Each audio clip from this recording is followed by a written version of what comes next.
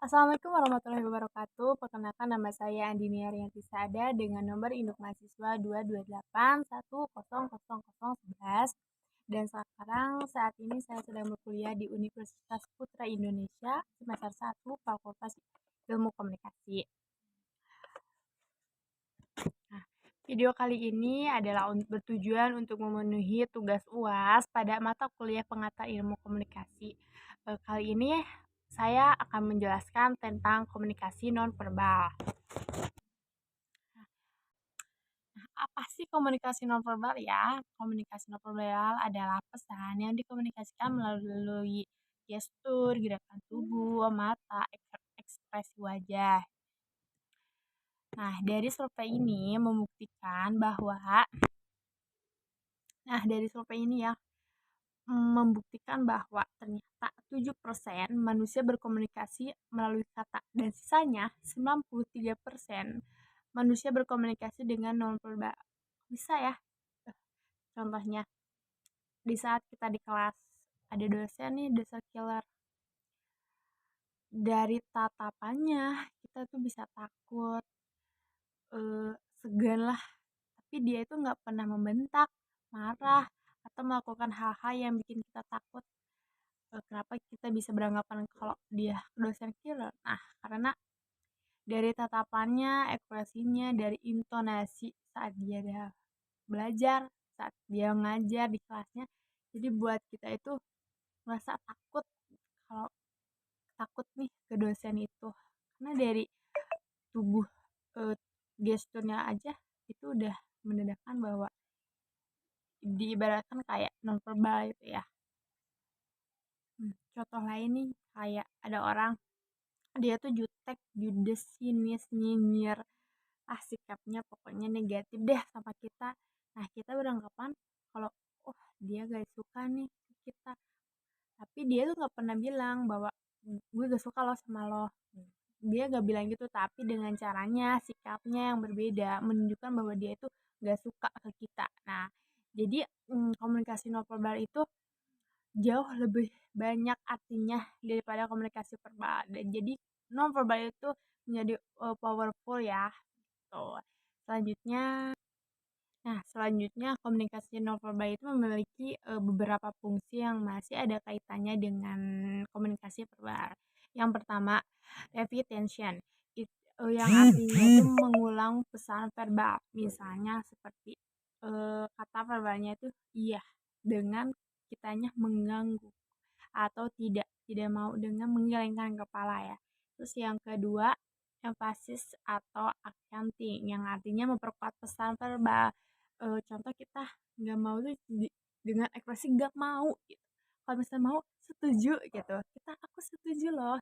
Kalau nggak mau aku nggak mau. Jadi membuat keyakinan bahwa kita tuh nggak mau dengan komunikasi nonverbal itu. Terus yang ketiga, substitution yang artinya menggantikan pesan verbal. Misalnya ketika kita mengobrol terus gak setuju, cuman geleng-geleng aja, sama kaitannya dengan yang pertama, komunikasi repetition.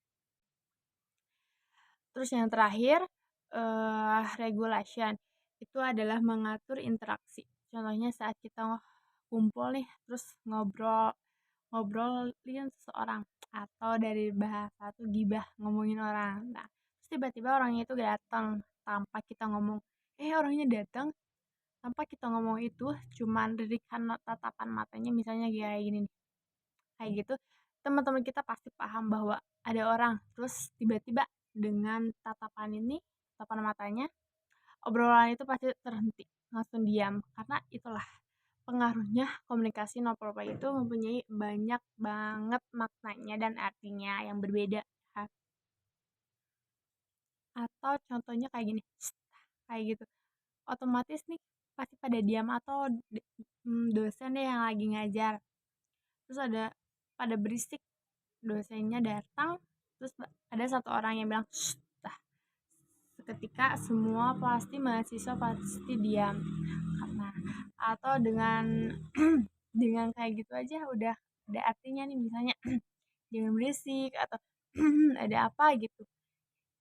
beda-beda artinya ya, tergantung dengan situasinya kita berada di mana. Bahasan selanjutnya yaitu jenis-jenis komunikasi nonverbal. Yang pertama, kinesik atau posisi gerakan tubuh atau sering disebut dengan gestur bahasa tubuh.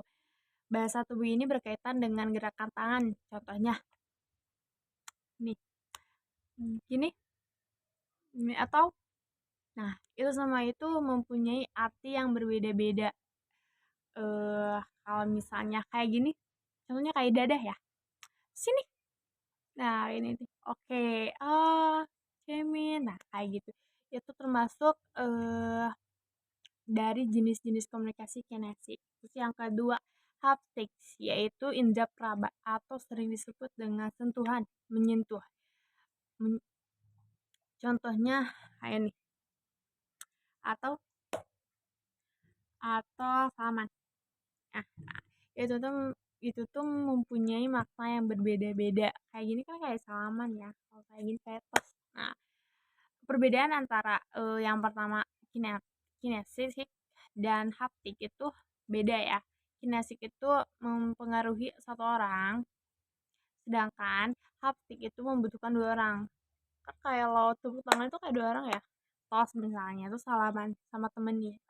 Kalau kinesik itu cuman tangan kita aja kayak gitu. Nah, itu. Nah, jenis komunikasi selanjutnya yaitu faktor lingkungan atau setting. Setting itu sangat berpengaruh dalam bagaimana proses komunikasi itu berlangsung. Nah, contoh faktor lingkungan ini dari gambar ini yaitu gambar interogasi. Dari gambar ini ya tempatnya sempit gitu. Terus pencahayanya kurang.